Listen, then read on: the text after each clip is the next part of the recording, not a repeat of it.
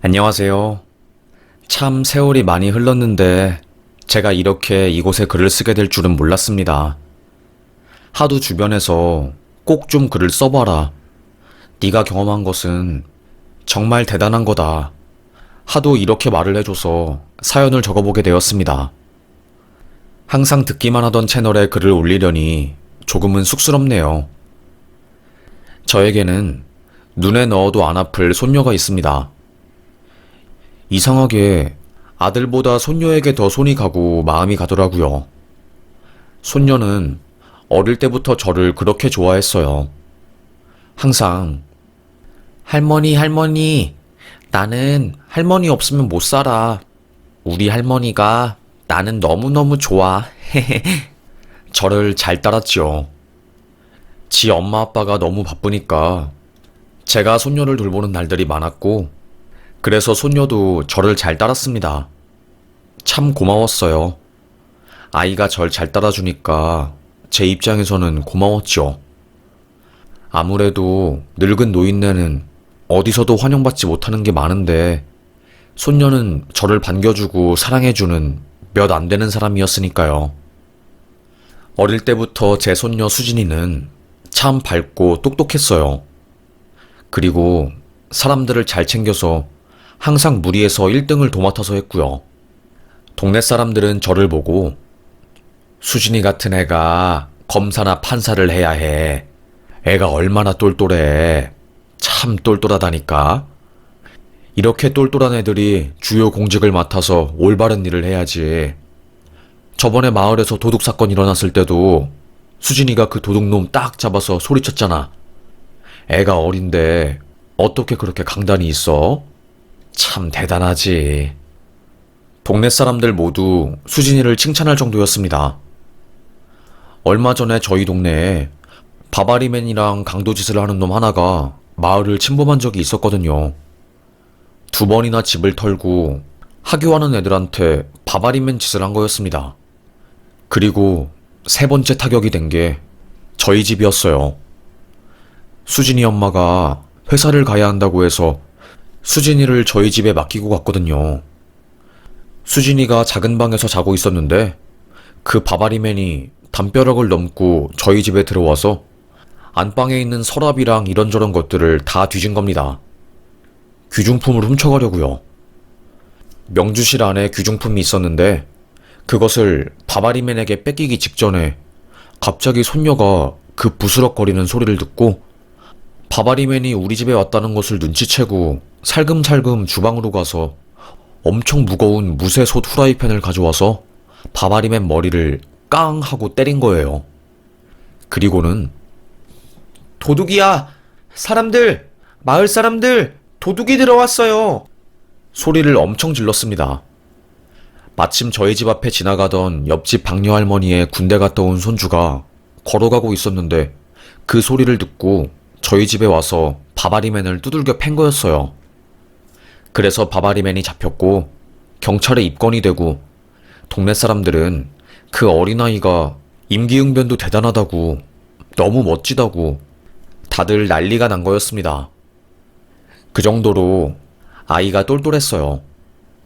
다만 제가 가난해서 할미로서 손녀에게 많은 것을 해주지 못한 게 제 딴에는 미안하고 아쉬웠죠. 사실 저도 정말로 엄청 힘들게 살았고 자리 잡은 지 얼마 안 된 사람이었거든요. 그때 당시에는요. 그러다가 아들네 부부가 서울로 이사를 가면서 손녀랑 저는 더 이상 자주 보지 못했습니다. 그때 아들이 서울에서 큰 사업을 한다고 돈 들여서 서울로 이사 간 것이었죠. 그게 저희 집안에 엄청난 후폭풍을 가져올 줄은 상상도 못했습니다. 아직도 생각하면 너무 분통이 나는데 아들 녀석이 사기를 당한 거였어요. 그 당시에는 건설 사업이 장난 아니게 불었거든요.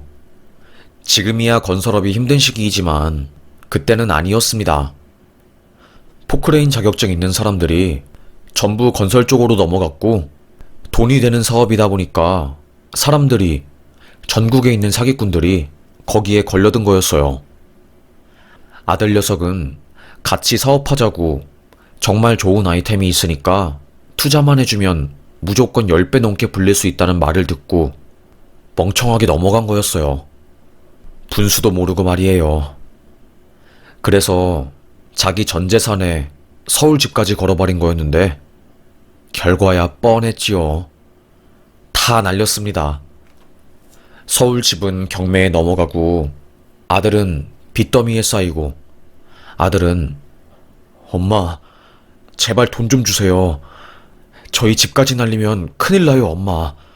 우리 아이도 키워야 하니까. 사정사정을 해서 제가 살고 있는 그 기울어져가는 초가집이라도 담보로 해서 돈을 대출받고 그 돈으로 제가 대신 아들의 집 경매를 낙찰받아서 집이 넘어가는 것을 막을 수 있게 되었어요. 너무 힘들었죠. 그때 저도 돈 한 푼 없어가지고 엄청 힘들게 살았고 마음이 너무너무 죽을 것만 같았습니다. 그때 저를 도와준 사람들이 아니었다면 저는 지금쯤 이 세상에 없었을 수도 있었어요. 하여튼 그렇게 저는 모진 풍파를 겪으면서 살게 되었어요. 그래도 세월은 흘렀고 제 아들은 작은 기업에 취업을 하고 며느리도 일을 하면서 가정을 꾸리게 되었지요. 손녀딸 수진이는 힘든 가정 환경에도 불구하고 씩씩하고 당차게 잘 살았습니다. 수진이가 참 멋졌어요. 수진이는 다른 사람들의 기대에 부응하려고 한 것처럼 변호사 시험에 떡하니 붙었어요. 처음에 제 손녀딸 수진이가 연세대학교 정치외교학과에 붙었다는 것을 듣고도 엄청 기분이 좋아서 팔딱팔딱 뛰었는데 변호사 시험까지 턱하니 통과했다고 하니 얼마나 기분이 좋은지 몰랐어요. 아이고, 우리 손녀 수진이. 할미는 수진이가 뭘 하든 그냥 행복만 하면 되는데 아주 그냥 명문대도 들어가고 또 변호사 시험도 떡하니 붙으니까 이 할머니가 기분이 너무너무 좋다. 고생했어, 우리 손녀. 할머니, 나는 고생 안 했지. 우리 할머니 무릎 아픈데 나한테 사골 끓여주고 나 챙겨준다고 서울까지 올라와서 밥 해주고 할머니 덕분에 내가 버틴 거야. 할머니 사랑해. 진짜 할머니 제일 좋아. 손녀는 저를 꼭 안아주었습니다. 정도 많고 인정도 많고 참 착한 저희 손녀였어요. 누구에게 주더라도 아까운 우리 손녀. 그런데 그 손녀가 갑자기 결혼을 한다고, 변호사가 된 지 얼마 안 되었는데 결혼을 한다고 하는 겁니다. 저는 정말 너무나도 놀랐어요. 깜짝 놀란 토끼 눈을 뜨고 아들에게 한 번 더 물어보았지요. 아니, 변호사 된 지 3년도 안 되었는데 갑자기 수진이가 결혼을 한다고? 그래, 엄마. 며칠 전에 수진이가 나랑 애엄마 앞에서 결혼한다고 말했다니까? 그래서 내가 임신한 거냐고, 혼전 임신해서 이렇게 빨리 결혼하려고 하는 거냐고 물어봤는데 아니래. 그냥 그 남자가 너무너무 좋아서 이 남자를 놓치면 내 평생을 후회할 것 같아서 그래서 결혼하고 싶다고 그랬어. 저는 좀 놀랐지요. 아직 어린 수진이가 갑자기 결혼을 한다고 하니까 할머니 입장에서는 놀랄 수밖에 없었습니다. 그런데 아직 놀라기는 일렀어요. 아들은 나도 좋은 남자가 우리 딸 데려가면 안심하고 마음 놓이고 기분 좋지. 안 그래? 그런데 이야기 들어보니까 근본이 없더라고. 지금 일용직하고 있고 부모도 안 계시고 대학도 안 나온 놈이야. 저는 놀랐습니다. 수진이는 아이가 똑똑하고 현명해서 자기랑 비슷한 사람을 만날 줄 알았는데 갑작스러운 그 이야기에 저는 순간 다리에 힘이 풀리더군요. 그래서 나는 고심 중이고 안사람은 절대로 결혼 못 시킨다고 난리가 나서 내가 엄마한테 전화한 거라니까. 엄마가 그래도 우리보다는 수진이랑 친하니까 설득 좀 시켜봐. 아무리 그래도 우리 딸이 연세대에 변호사인데 아무리 급 차이가 나도 그렇지 고졸에 일용직하는 남자한테 시집을 보낼 수는 없잖아. 아들은 저에게 하소연을 했습니다. 저도 화가 나더라고요. 우리 손녀가 고생한 게 있는데 그래도 조금은 그런 부분을 보상받을 수 있도록 좋은 사람들을 만났으면 좋겠다는 바람이 있는데 너무나도 충격이었습니다. 하지만 제가 뭐라고 손녀의 결혼을 반대하고 만나는 남자랑 그만 만나라고 그런 전화를 할 수는 없었어요.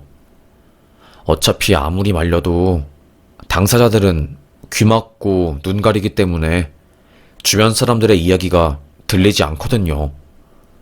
그리고 만약에 그 남자랑 결혼한다고 하면 나중에 벌어질 일들은 그런 선택을 한 제 손녀의 책임이기 때문에 손녀는 어른이기 때문에 그 결정 또한 본인의 뜻에 맡겨야 한다고 생각을 했습니다. 그래서 저는 아무 말도 일부러 하지 않았어요.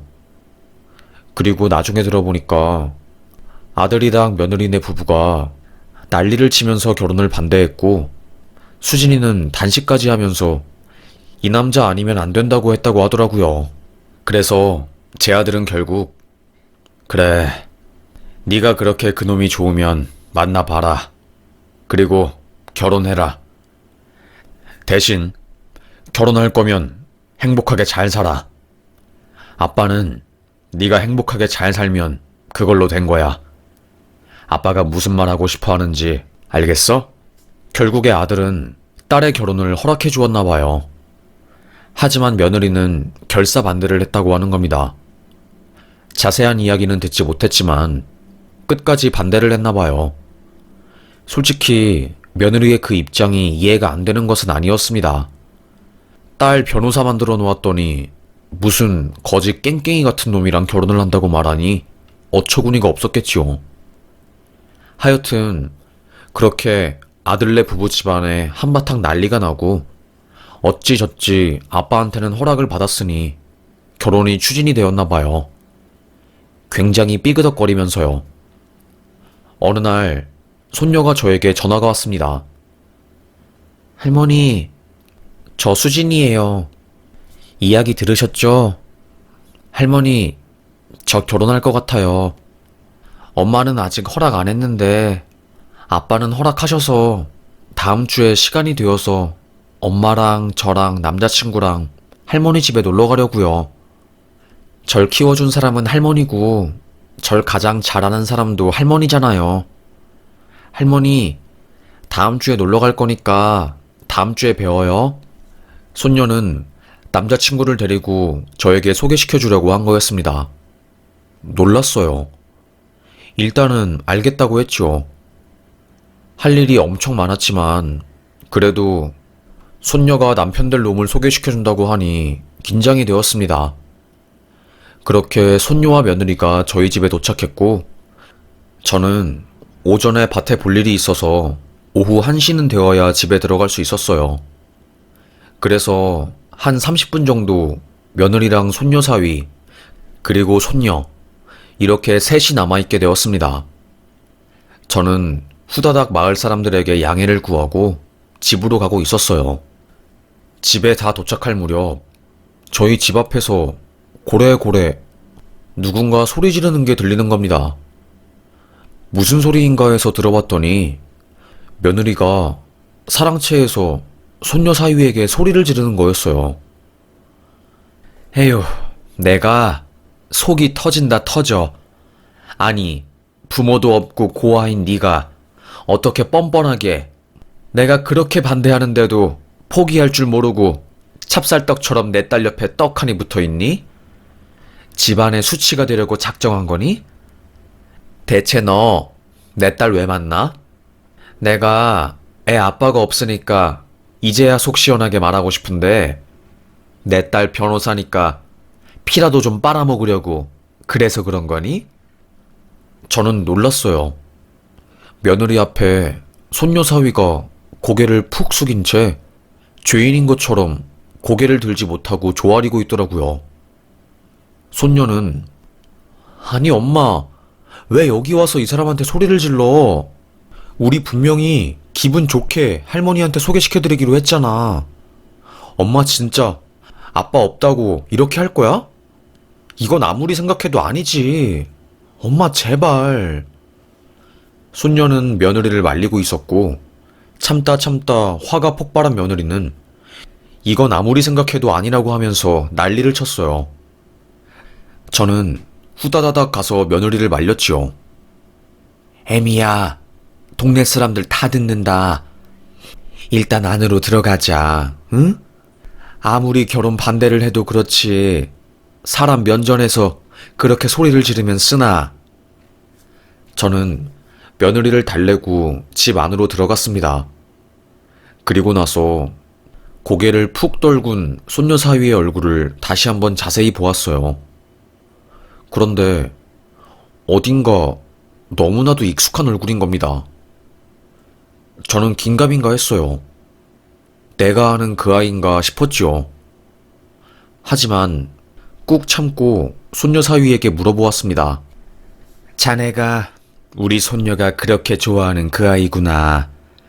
똑똑하고 현명한 우리 손녀가 좋아하는 아이면 뭔가 있겠지 싶어서 그래서 기다리고 자네를 보고 싶었다네. 일단 그 전에 우리 통성명부터 할까나? 손녀 사위는 몸에 힘이 잔뜩 들어간 채로 저에게 말했습니다. 안녕하세요. 인사 올리겠습니다. 저는 표극편이라고 합니다. 손녀 사위의 이름을 들은 순간 저는 깜짝 놀랐어요. 이름이 굉장히 특이하잖아요. 표극편. 제 머릿속에서 절대로 지워지지 않는 그 이름이었습니다. 저는 덜덜 떨면서 자네는 어쩌다가 엄마 아빠를 여인 건가? 어떻게 자랐는지 좀 듣고 싶은데. 사실 저는 엄마랑 아빠가 이혼하시고 나서 엄마랑 단둘이 살다가 엄마가 재혼하게 되면서 외할머니 손에 맡겨진 케이스입니다.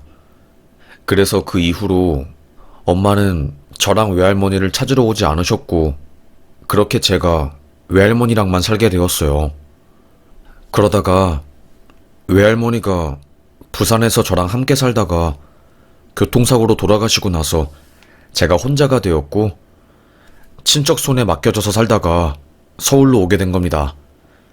아무래도 정규 교육 과정을 제대로 받지 못하고 할 줄 아는 것도 없다 보니까 막노동 일을 하고 있다가 수진이를 만난 거예요.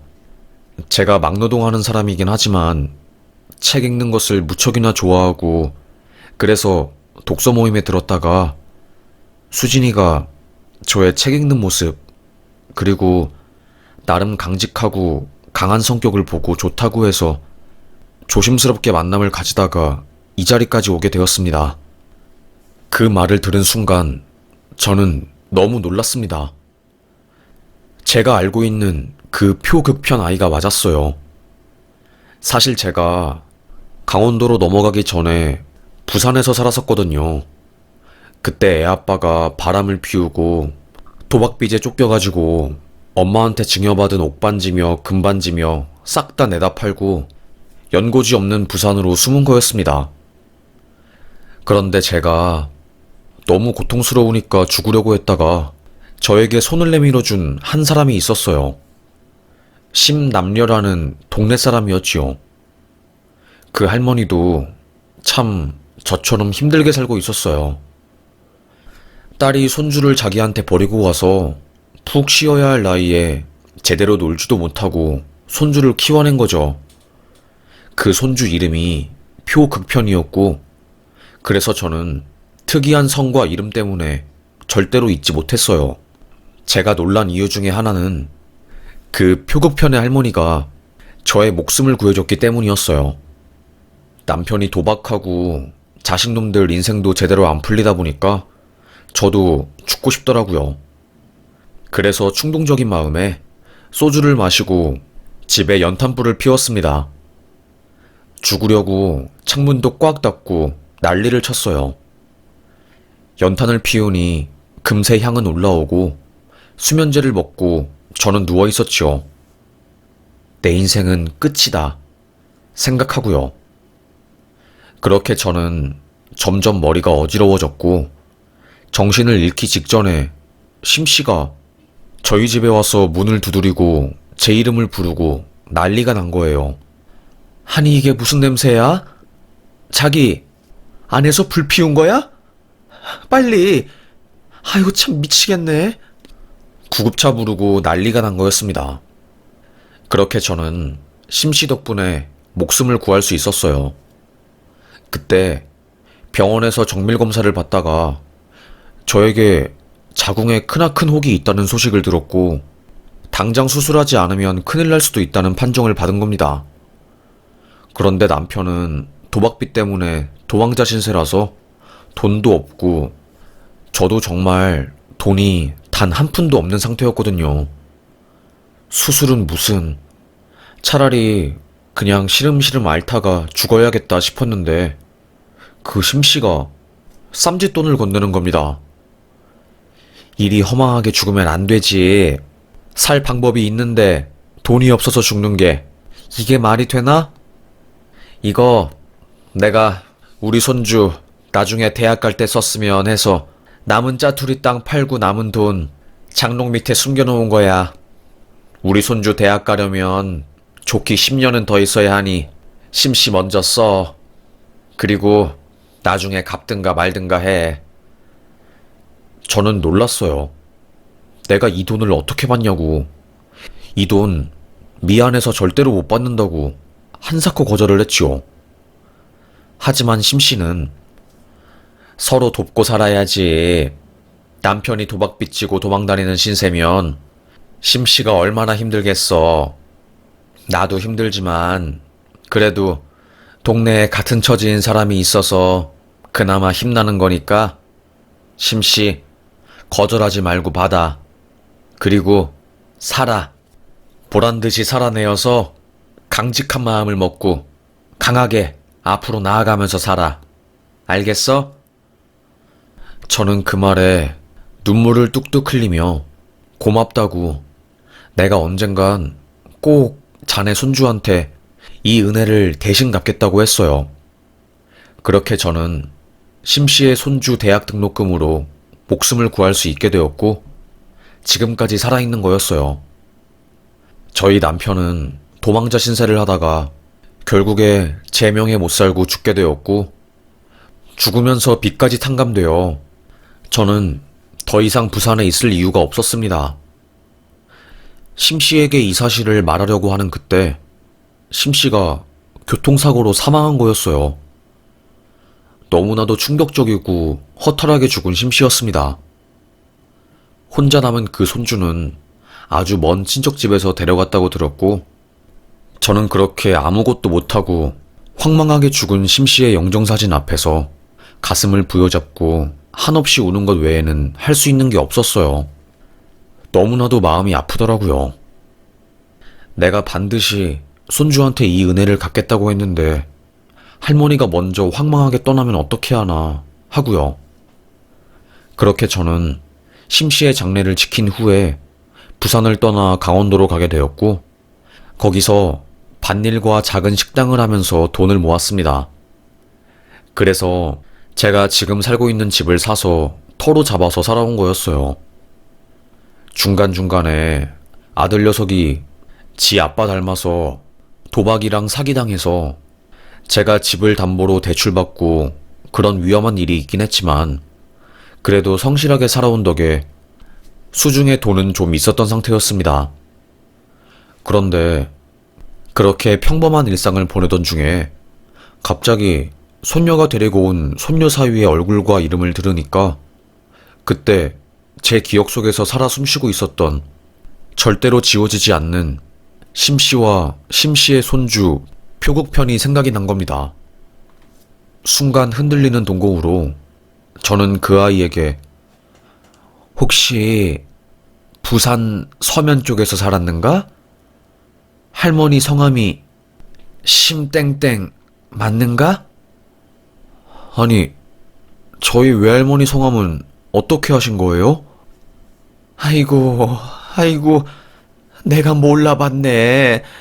아이고, 내 마음에 평생 은인을 몰라봤어. 미안하다. 정말 미안하다. 제가 울면서 통곡을 하자 며느리와 손녀는 눈이 땡그레져서 무슨 일이냐고 물었습니다. 그때 제가 부산에서 있었던 일을 말해 주었어요. 도박 빚에 쫓겨서 부산으로 숨었다가 죽으려고 극단적인 선택을 했는데 그때 날 구해준 사람이 지금 손녀 사위의 외할머니이고 손녀 사위의 대학 등록금으로 내 자궁암 치료 비용을 마련해준 사람이 이 아이의 외할머니라고. 내가 평생 두고두고 갚으려고 했는데 연락이 끊겨서 은혜를 갚지 못하다가 이제야 만나게 되었다고 말했습니다. 이 기이한 장난 같은 운명에 저는 너무너무 놀랐어요. 그제서야 손녀 사위도 제가 생각난다는 듯이 말했지요. 그때 당시 손녀 사위는 너무나도 어렸고 제가 잘 생각이 안 날 수도 있었지요. 그럼에도 불구하고 제가 옛날 이야기를 꺼내니 놀라더라고요. 생각이 난다고 하면서요. 그때 당시 심씨의 손주가 엄청 똑똑하고 산수도 잘하고 영재로 유명했는데 이야기를 들어보니까 먼 친척집을 전전하면서 거기 있는 친척들에게 엄청 맞기도 엄청 맞고 힘들게 살았다고 하더라고요. 그때 머리를 크게 다쳐가지고 더 이상 공부 같은 것은 손에 안 잡히고 일단 빨리 이런 폭력의 현장에서 떠나려면 일을 해야 한다고 생각을 해서 친척집에서 도망쳐서 서울로 올라와 일용직을 했다고 하더라고요. 아무래도 친척 형들의 폭력을 견디기 힘들었던 모양이었지요. 연고지 하나 없는 서울에서 기댈 곳 하나 없으니 외로운 마음을 의지할 수 있는 곳은 책뿐이었고 책 읽을 때 가장 행복하다 보니까 책 모임에 자주 나가게 되었고 거기서 제 손녀를 만나서 사랑까지 싹트게 된 거라고 하더라고요. 손녀는 저와 며느리에게 엄마, 나 이 사람 조건만 보면 만나지 않았어. 그런데 이 사람 명문대 나오고 변호사인 나보다 현명하고 엄청 똑똑해. 장난 아니야, 이 사람.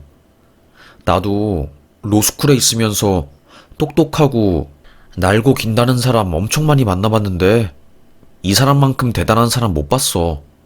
생각의 깊이가 남다르고 남을 배려하는 그 태도도 정말 장난 없거든. 다시 태어나도 이런 사람 마주치지 못할 것 같아서 그래서 지금 내가 이 사람 잡고 싶어서 그런 거야. 저는 그제야 손녀가 왜 일용직을 전전하는 놈을 남편감으로 삼고 싶어 했는지 알 것 같았습니다. 정말로 이 아이는 영특했고 환경이 뒷받침이 안 되어서 자신의 재능을 마음껏 펼치지 못하는 상태였거든요. 며느리도 이야기를 듣고 나니 숙연해져서 아무 말도 못하더라고요. 저는 며느리를 툭툭 치면서 아까 손녀 사위한테 손찌검하고 머리 팍 때린 거 사과하라고 넌지시 말했습니다. 며느리는 미안하다. 너에게 아까 감정적으로 대한 것, 네가 살아온 인생 이야기를 들으니 이렇게 이 세상에 묵묵하게 살아있는 것만으로도 대단하다는 생각이 든다. 고맙다. 그리고 이제는 내가 자네를 내 사위로 인정해도 될 것 같아. 그때 손녀 사위는 무릎을 꿇으며 정말로 감사하다고 했어요. 사실 진짜 감사해야 할 것은 저였는데 말이죠. 참 미안했습니다. 만약에 심씨가 죽으면서 손주한테 그 대학 등록금을 상속했으면 지금쯤 내 손녀 사위는 대학도 졸업하고 멀쩡한 회사를 다닐 수 있지 않았을까 하는 마음에 씁쓸했습니다. 그렇게 손녀는 그 아이와 결혼하게 되었고 손녀 사위는 결혼하고 나서도 할 줄 아는 게 일용직 일밖에 없으니 건설업을 하러 갔습니다. 곰곰이 생각을 하다가 저는 결심했어요. 손녀 사위 덕분에 내가 산 것이니까 이제는 그때 받은 그 은혜를 갚을 차례라고요. 그래서 저는 손녀에게 먼저 말했습니다. 내가 손주 사위한테 대학 등록금이랑 생활비를 대주고 공부하게 만들고 싶다고. 내가 아무래도 심씨한테 손주 대학 등록금을 신세지어서 살아낸 목숨이다 보니까 우리 표씨, 손주 사위 대학은 다시 보내고 싶다고 했습니다. 손녀도 할머니 좋은 생각이라고, 아무리 좋은 사람이고 똑똑한 사람이어도 대학을 안 나오면 무시받는 세상이니까 라며 저의 말에 동의를 했고, 저는 조심스럽게 손녀 사위에게 다시 공부해서 대학을 들어가 배우고 싶은 학문을 공부하는 게 어떻겠냐고 물었습니다. 손녀 사위는 제가 이제 내일 모레 30인데 대학 가서 뭐 해요? 라며 반대를 했지만 이내 대학을 못 갔었던 아쉬움을 저에게 사실대로 토로하면서 지원만 해주시면 다시 정말 제대로 공부해보고 싶다고, 사실 아쉬웠고 먹고 사는 게 우선이라서 공부하고 싶었지만 꾹꾹 참으면서 살았는데 이제는 한번 제대로 해보고 싶다고 말을 한 겁니다. 저는 미소를 지으면서 좋다고 지원을 해주겠다고 했어요. 그렇게 손녀 사위는 본격적으로 공부에 들어가게 되었습니다. 늦은 나이였지만 수능을 다시 본 거였어요. 쉬운 길은 아니었지만 그동안 쌓아온 어마어마한 독서량, 그리고 원래 선천적으로 뛰어난 머리 덕분에 금방 따라갈 수 있었습니다. 손녀는 저에게 할머니, 이 사람 소질 있는 것 같아. 국어 공부 안 했는데도 1등급 나와서 내가 리트 시험 보게 했는데 리트 시험지에서도 합격에 가까운 점수 받아내는데? 진짜 신기하다. 어떻게 이래? 이런 사람이 환경이 안 좋아서 지금까지 재능을 펼치지 못하고 공부 못했다는 사실이 아까운데? 손녀는 놀랐습니다. 손녀 사위는 2년을 잡고 수능을 공부하려고 했어요. 그런데 1년 정도 공부했을 때 수능에서 고득점을 받아냈고 성균관대에 턱하니 입학하게 된 거였습니다. 저는 자세히는 모르지만 성균관대는 굉장히 명문대고 손녀가 나온 학교랑 비슷하게 좋은 곳이라고 하더라고요. 하여튼 손녀 사이가 대학에 붙으니 제 마음이 시원하더라고요. 약속대로 저는 대학 등록금을 대주겠다고 했지만 손녀 사위는 대학에 가서도 미친 듯이 공부를 하게 되었고, 그래서 전액장학금을 놓치지 않고 계속해서 타냈지요. 참 대단하다는 생각이 들었습니다. 손녀 사위는 감사해요. 덕분에 제가 정말로 한이 있었던 대학에 대한 꿈을 풀어낼 수 있었던 것 같아요. 정말 감사합니다. 맘 놓고 마음껏 공부하니까 이렇게 행복할 수가 없어요. 남들은 공부하기 싫어 죽겠다는데 저는 공부하고 싶어 죽겠어요. 정말 감사합니다, 할머님. 에휴, 내가 미안하지. 내가 심씨 손주 대학 등록금 덕분에 살아난 인생인데 은혜를 이렇게 늦게 갚아서 그게 마음에 걸리네. 그래도 손녀 사위가 세상에서 인정받으니 기분이 좋다. 저는 씩 웃었습니다. 더 이상 손녀 사위는 저희 집안에서 고아라고 하대받거나 무시당하지 않았어요. 똑똑하고 자신의 능력을 인정받았으니까요. 그리고 세상에 보여줬으니까요. 그리고 얼마 전에 졸업을 한 손녀 사위는 당당하게 법학 적성 능력 시험에서 고득점을 받고 연세대 로스쿨에 합격했다고 합니다. 저는 잘 모르지만 로스쿨에 들어가면 제 손녀처럼 변호사 시험을 볼 수 있고 변호사 시험 봐서 합격하면 변호사가 된다고 하더라고요. 로스쿨에 들어가면 합격은 따놓은 당상이라고 하길래 저는 너무너무 기뻤습니다. 저희 집안에서는 거의 잔치가 일어났어요. 그래서 제가 이 글을 쓰게 된 것도 있었지요. 정말 일용직하면서 무시받던 사람의 인생이 말년에 이렇게나 잘 풀릴 수도 있는 거구나 싶었습니다. 제 주변의 친구들도 이야, 우리 나이에 이런 일이 생기나? 허참, 살 만큼 다 살았는데 산 세월이 무색하게 이런 대단한 인연이 말년에 생기는구나 하며 신기해했습니다. 저도 마찬가지였죠. 저는 손녀 사위에게 말해줬어요. 네가 이 세상에서 혼자 살고 있는 고아들이나 부모가 돌아가신 분들, 그리고 대학을 가지 않고 생활전선에 뛰어들 수밖에 없었던 사람들에게 꿈과 희망이 되어준 거라고, 정말 대단하고 너무나도 멋지다고 하면서 엄지를 세워주었습니다. 손녀 사위는 눈물을 그렁거리면서 그렇게 말씀해 주셔서 정말로 감사하다고 했네요. 그렇게 지금 제 손녀는 변호사로 활발하게 활동하고 있고, 손녀 사위는 로스쿨에 다니면서 손녀와 함께 변호사 개원할 날만 꿈에 그리며 살고 있습니다. 열심히 공부하는 모습이 아주 이뻐 죽겠네요. 제 손녀 사위의 이야기를 들으면서 조금이라도 이 세상에서 외롭게 살고 있는 모든 청년들이 희망을 가졌으면 좋겠습니다. 그래서 제가 힘겹게 며칠 내내 조금씩 글을 적어보았어요. 평소에 자주 보던 채널이라 저의 사연이 올라온다면 되게 쑥스러울 것 같네요. 혹시나 제 이야기를 듣고 저를 아시는 분들이 있다면 모른 척 해주세요. 창피하네요. 하여튼 정말 부모의 그늘이 있어도 사는 게 힘든 이 세상인데, 그 그늘 아래에 있지 않고 혼자서 모든 것을 해나가야 하는 청춘들에게 힘내고, 당신네들이 걷는 길은 모두 맞는 길이니 의심하지 말고 묵묵하게 나아가라고 말하고 싶습니다.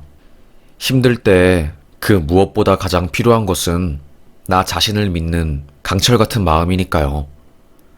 저는 그게 맞다고 믿습니다. 저도 아직 살 날이 남았으니 남아있는 인생 즐겁고 행복하게 살아보려고요. 지금까지는 남편과 아들 때문에 마음고생 많이 했으니 이제는 편하게 살고 싶습니다. 그럼 저는 사연 여기서 마무리하겠습니다. 저의 이야기 이렇게 끝까지 들어주셔서 정말 너무 감사합니다. 여기서 마치겠습니다.